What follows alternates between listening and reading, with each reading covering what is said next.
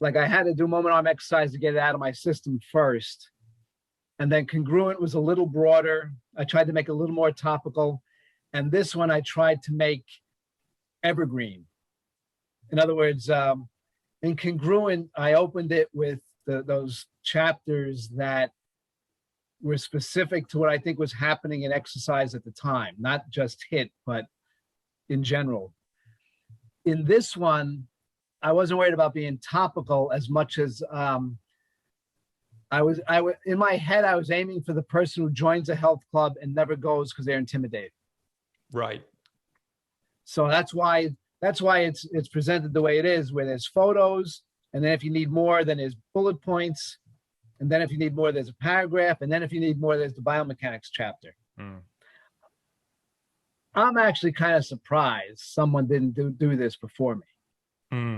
Like I dreaded going to the bookstore and running to the exercise section for 7 years to make sure, you know, somebody with a name didn't have something on the shelves that beat me to it. Is the strength training workouts, by and large, that you recommend in this book, with the warm-up and the cool-down, you're probably in and out of the gym in half an hour?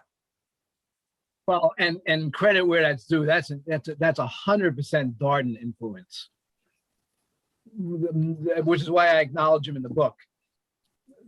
That is no one other than Darden, and he may have been rewording Jones's material early on in the late 70s, but that's his material is what I saw, and his material is what locked in, and so.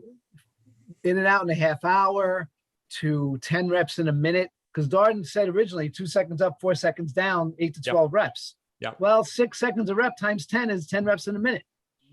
So that to even the font and the layout of the book is heavily influenced by Darden stuff.